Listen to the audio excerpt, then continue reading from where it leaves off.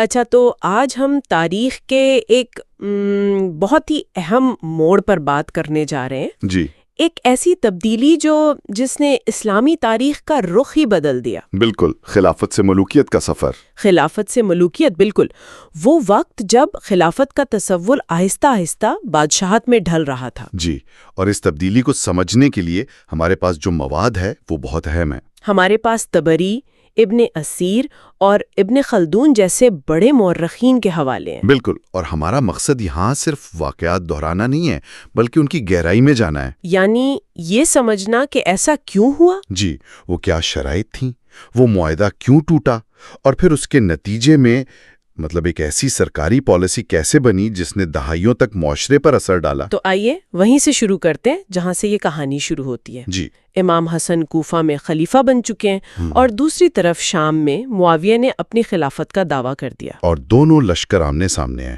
جنگ کا پورا امکان ہے۔ لیکن امام حسن نے امت کو مزید خون ریزی سے بچانے کے لیے صلح کی پیشکش کی۔ یہ اپنے آپ میں ایک بہت بڑا فیصلہ تھا۔ بہت بڑا فیصلہ تھا، اور اس کے ساتھ کچھ بہت واضح شرائط بھی تھیں۔ کیا شرائط تھیں وہ؟ دیکھیں، ذرائع کے مطابق جو بنیادی نکات تھے ان میں پہلا یہ کہ حکومت کتاب اللہ اور سنت رسول کے مطابق چلے گی۔ ٹھیک ہے۔ دوسرا، اور یہ بہت اہم تھا، کہ معاویہ اپنے بعد کسی کو ولی عہد نامزد نہیں کریں گے۔ اچھا، تاکہ خلافت موروثی نہ بن جائے۔ بالکل۔ تیسرا یہ کہ اہل بیت اور ان کے حامیوں کو، خاص طور پر عراق کے لوگوں کو مکمل امان دی جائے گی، کوئی انتقامی کارروائی نہیں ہوگی۔ اور کوئی مالی شرائط بھی تھیں؟ جی، چوتھا نقطہ یہی تھا کہ بیت المال سے اہل بیت کے جو حقوق ہیں وہ ادا کیے جائیں گے۔ یہ تو بہت واضح شرائط ہے۔ یہ صرف اقتدار کی منتقلی نہیں بلکہ ایک نظام کو بچانے کی کوشش لگتی ہے۔ جی بالکل۔ لیکن معاویہ کا جواب؟ وہ تو بہت ہی عجیب تھا۔ ہاں، وہ بہت غیر متوقع تھا۔ انہوں نے ان شرائط پر دستخط کرنے کے بجائے ایک سفید کاغذ بھیجا جس کے نیچے صرف ان کی مہر لگی ہوئی تھی۔ ایک سفید کاغذ؟ جی، ایک بالکل خالی کاغذ۔ یہ تو ایسا ہے جیسے کوئی آپ کو بلینک چیک دے وے۔ اس کا کیا مطلب تھا؟ آپ نے بالکل صحیح کہا۔ مورخین، خاص طور پر امام زہیری اور طبری، اسے ایک بہت ہی آپ کہیں کہ شاطرانہ سیاسی چال قرار دیتے ہیں۔ چال؟ کس طرح کی چال؟ دیکھیں، یہ کہنے کا ایک طریقہ تھا کہ اس کاغذ پر جو چاہو لکھ لو، مجھے اقتدار سونپ دو، باقی باتوں کی کوئی اہمیت نہیں ہے۔ اوہ! یہ امام حسن کو ایک واضح پیغام تھا کہ ان شرائط پر عمل درآمد کی کوئی ضمانت نہیں ہے۔ یہ طاقت کا ایک کھلا مظاہرہ تھا۔ تو کیا بعد میں ایسا ہی ہوا؟ کیا ان شرائط کو نظر انداز کر دیا گیا؟ بالکل، اور اس میں کوئی دیر بھی نہیں لگی۔ ابن قتیبہ دینوری اپنی کتاب الامامہ والسیاسہ میں لکھتے ہیں، جو اس دور کی سیاست کو سمجھنے کے لیے بہت اہم کتاب ہے۔ جی۔ وہ لکھتے ہیں کہ معاویہ نے کوفہ پہنچ کر اپنے پہلے ہی خطبے میں اعلان کر دیا۔ کیا اعلان کیا؟ انہوں نے کہا کہ میں نے حسن سے جو بھی وعدے کیے تھے وہ سب میرے ان قدموں کے نیچے ہیں۔ کھلم کھلا اعلان؟ جی بالکل، یہ ایک طرح سے ایک نئی سیاسی حقیقت کا اعلان تھا کہ اب کھیل کے اصول بدل چکے ہیں۔ تو یہ صرف وعدہ خلافی نہیں تھی بلکہ اس معاہدے کی روح کو ہی ختم کر دیا گیا۔ آپ نے بالکل نبض پر ہاتھ رکھا ہے۔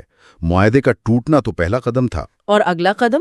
اگلا قدم تھا مستقبل میں کسی بھی قسم کی مزاحمت کے امکان کو ختم کرنا، اور اسی لیے پھر ایک باقاعدہ سرکاری پالیسی نافذ کی گئی۔ کون سی سرکاری پالیسی؟ ایک ایسی پالیسی جس کے تحت جمعہ کے خطبوں میں ممبروں سے حضرت علی پر سب و شتم کیا جاتا تھا، یعنی انہیں برا بھلا کہا جاتا تھا۔ لیکن یہ تو ایک بہت بڑا الزام ہے۔ کیا یہ کسی ایک گورنر کا انفرادی فیصلہ تھا یا؟ نہیں، یہی تو اہم نقطہ ہے۔ یہ کوئی انفرادی عمل نہیں تھا، یہ مرکز سے جاری ہونے والا ایک باقاعدہ حکم تھا۔ اس کا کوئی ٹھوس ثبوت ہے ہمارے پاس؟ سب سے مضبوط حوالہ ہمیں صحیح مسلم میں ملتا ہے۔ حدیث کی کتاب؟ جی، حدیث کی سب سے مستند کتابوں میں سے ایک۔ اس میں روایت ہے کہ معاویہ نے صحابی رسول سعد بن ابی وقاص کو حکم دیا کہ وہ علی کو برا بھلا کہیں۔ تو انہوں نے کیا کیا؟ انہوں نے صاف انکار کر دیا اور کہا کہ میں نے نبی اکرم سے علی کے بارے میں 3 ایسی باتیں سنی ہیں کہ میں کبھی ایسا نہیں کر سکتا۔ یہ روایت تو بہت واضح ہے۔ جی، یہ اس بات کا ثبوت ہے کہ یہ اوپر سے آنے والا حکم تھا۔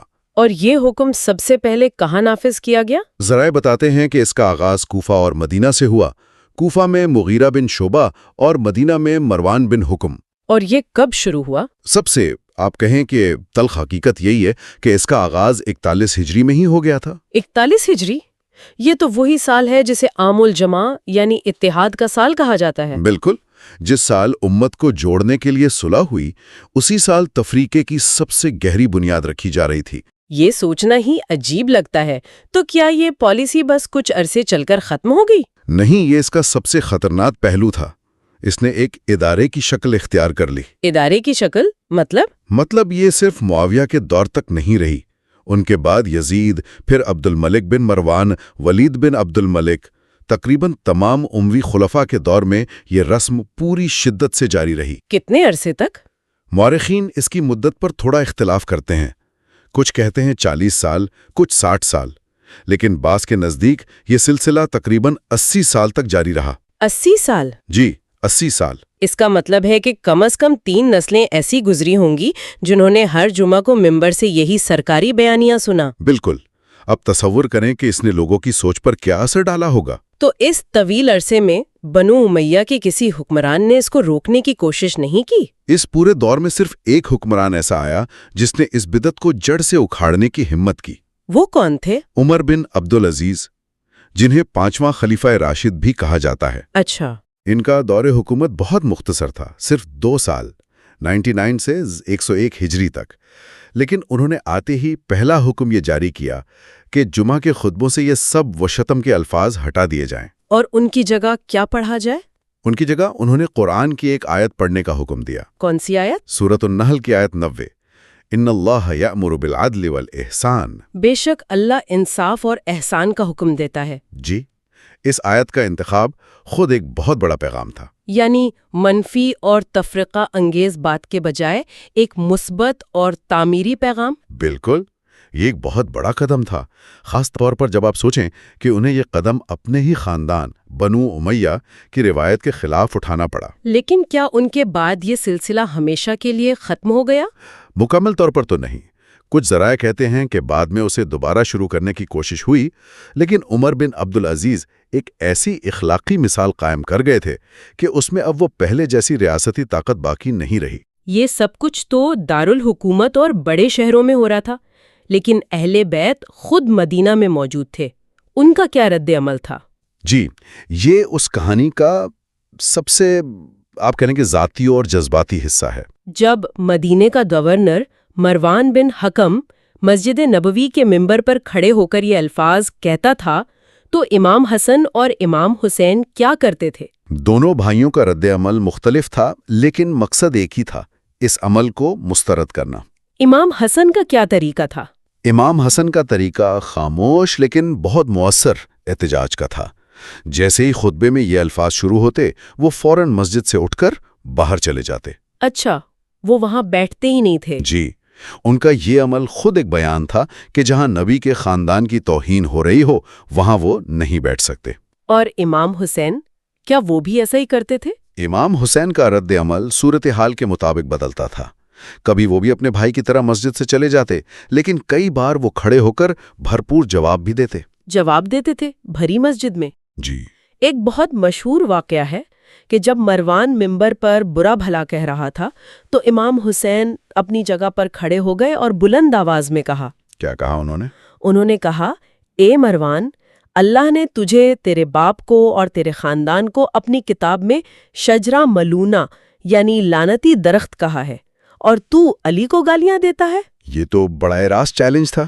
جی، اور یہ صرف جذباتی جواب نہیں تھا، وہ قرآن کی سورہ اسراء کی آیت 60 کا حوالہ دے رہے تھے جس میں ایک لعنتی درخت کا ذکر ہے۔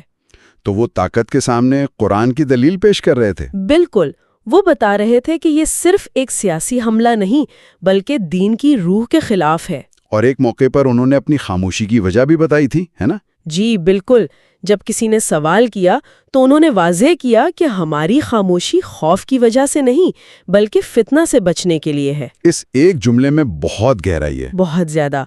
وہ بتا رہے تھے کہ ہم جواب دینے کی طاقت اور ہمت دونوں رکھتے ہیں، لیکن ہم امت کو ایک اور خانہ جنگی میں نہیں دھکیلنا چاہتے۔ تو آج کی گفتگو کو اگر ہم سمیٹیں تو یہ تصویر بنتی ہے کہ ایک صلح کا معاہدہ جو امت کو جوڑنے کے لیے تھا، وہ سیاسی چالوں کی وجہ سے ٹوٹ گیا، اور ایک سفید کاغذ جسے اعتماد کی علامت ہونا چاہیے تھا وہ وعدہ خلافی کا استعارہ بن گیا۔ جی، اور اس کے نتیجے میں ایک ایسی سرکاری پالیسی بنائی گئی جس نے 80 سال تک مسلم معاشرے میں تقسیم کے بیج بوئے۔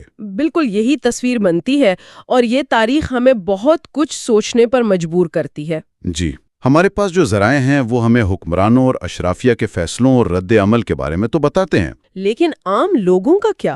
یہی وہ سوال ہے جو بار بار ذہن میں آتا ہے۔ اس عام آدمی کا کیا ہوا جو ہر جمعہ کو مسجد جاتا تھا اور ممبر سے یہ سرکاری حکم سنتا تھا؟ جب ایک ہی بیانیہ نسل در نسل دہرایا جائے جی، تو وہ کس طرح لوگوں کے عقائد، ان کی وفاداریوں اور ان کے آپسی رشتوں پر اثر انداز ہوتا ہے؟